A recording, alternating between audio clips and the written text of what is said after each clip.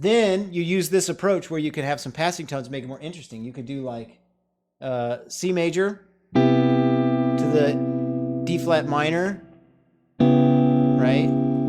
So it's like, and then this note, you could do D minor, and then you have your E minor, E flat minor to E minor, right? So my chords just went from being like this to being, you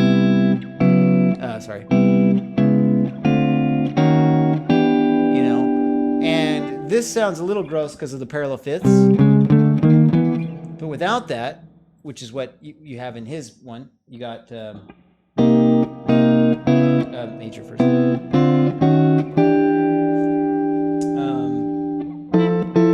With the melody on top. If your melody is just this,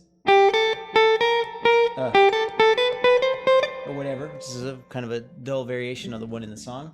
And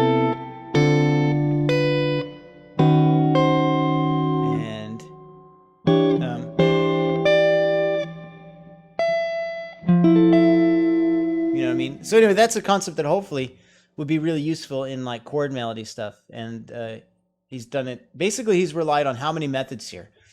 The idea of the melody, the idea of some harmony, call and response, where they alternate, they don't play at the same time. And then after that, because this melody repeats itself, rather than doing the same way 2 times in a row, putting the chord with the melody. And in the chords, the harmony, there's that passing tone, the diminished and stuff. And then I think those are really the only concepts that we have here. That and adding in other chords where possible, like what we did with this, turning it into a 13 chord, right? Now you could have done that with other chords too, right? Like you could have done it with A minor. You could have gone,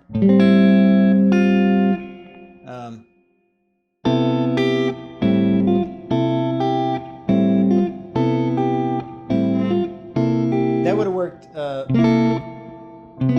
just as well as this in a way.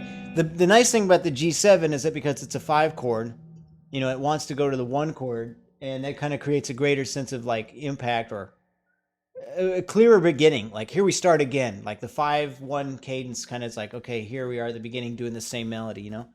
But you could have done an A minor, you could have done a B minor,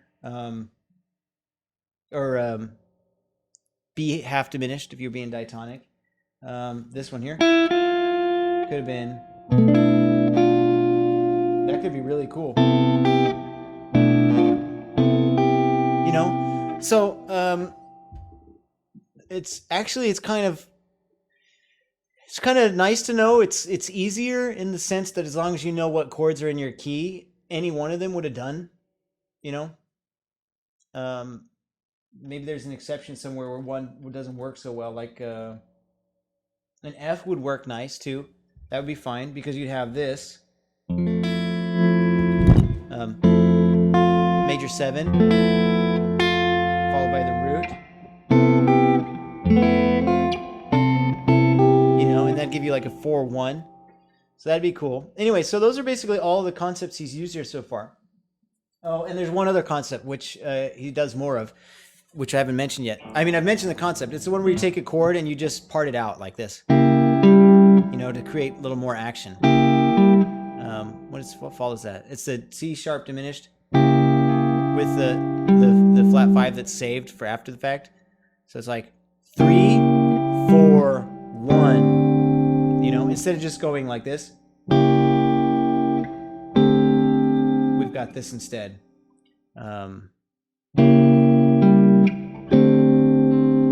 Taking a chord and breaking it apart should be pretty simple. Sometimes fingering wise it can be weird. Like that could have been less weird if I used the traditional fingering. Cool. Just that one note. It's basically just creating more rhythmical, interesting stuff. Like, and he does that with the bass a lot. So when he does this G13 chord, like instead of going like that, he plays the root first and then the chord like that, you know.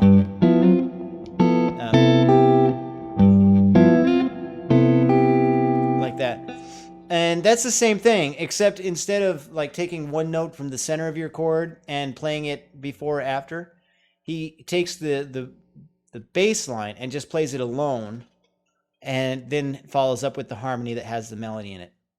So there's kind of three things. There's, I don't know, maybe three categories you could have. You could have your melody, which is kind of your higher line, your chords, and your bass line. And in this case, now it's like we have a grouping where the bass is alone and the chords and the melody are together, which is pretty common. So what he does here is he's got the bass of the G, followed by the chord with the melody on top. And then he continues with that. The C major, he does the root, like that. The bass, and then the chord with the melody on top. Then he does it again. Bass, with the chord on top. Bass, the bass, and then finally to the high note, which we haven't put a chord on yet. So anyway, instead of this now,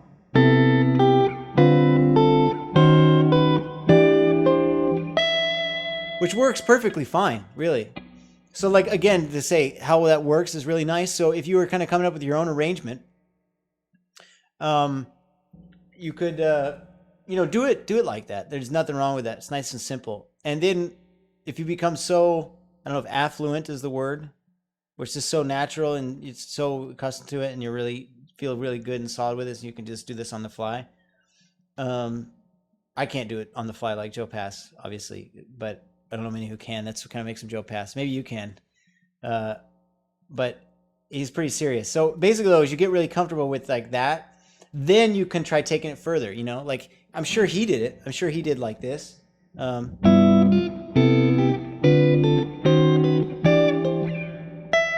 And then when somebody was like, I could make more happen.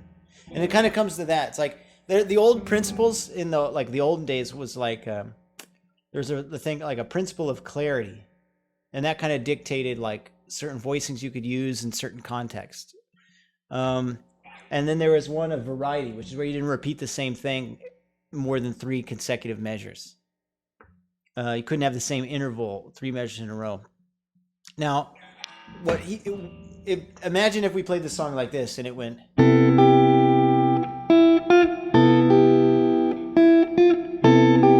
That would be the same thing 3 times in a row before we moved up. And so instead what he did is he's got that melody by itself, the chords, and then the melody with the chords this time.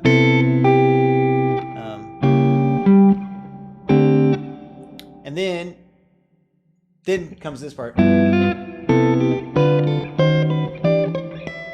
And what he did there is broke it apart. The way he did with the diminished chord, where it goes like this. Or I'll do the other voicing, or other fingering. He does that with the bass. It's the bass that he holds over. And instead of putting it second like this,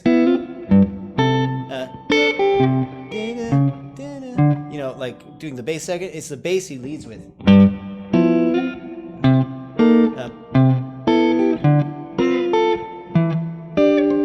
I messed that up already. Let me try that again.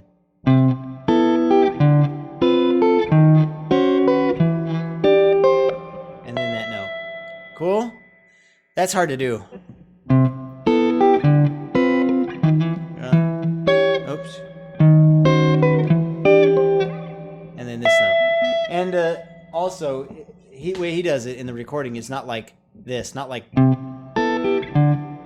bump, dee-dee, bump. He's kind of...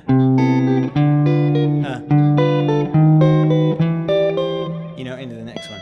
So it's kind of a little more smooth. He holds it and lets it carry over, lets them blend together. But then again, if I were going to practice it, maybe I would try it both ways. So then we get to that E note.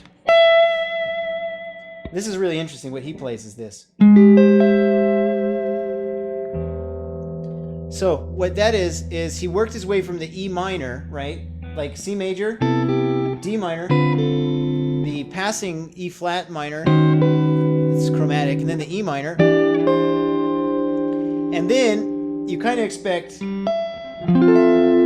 maybe like that, or like this, or maybe even like this, like these kind of diatonic chords like that. Instead, what you get is you get this. E7 chord with a sharp 5. So basically he went from E minor to E7. Cool? And the voicing he uses is it's like a third inversion of a major triad, you know? Except without the root.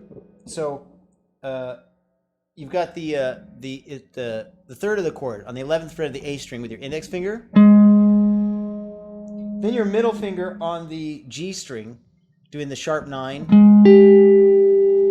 right? 12th fret G string, I don't know if I said that. And then you got your pinky on the 13th fret of the B string. That's the sharp 5. And then you have the root on the highest voicing, high E string. Followed up with an open low E.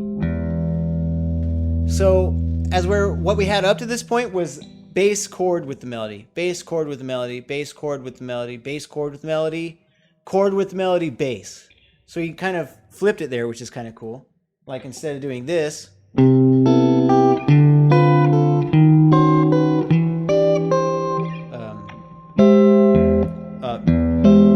that, you know. I can do that the last part again.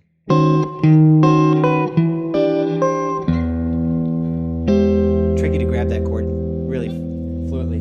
But instead of being like bass chord, bass chord, bass chord to bass chord, he just switched it. He did chord bass. So it's kind of like it's like a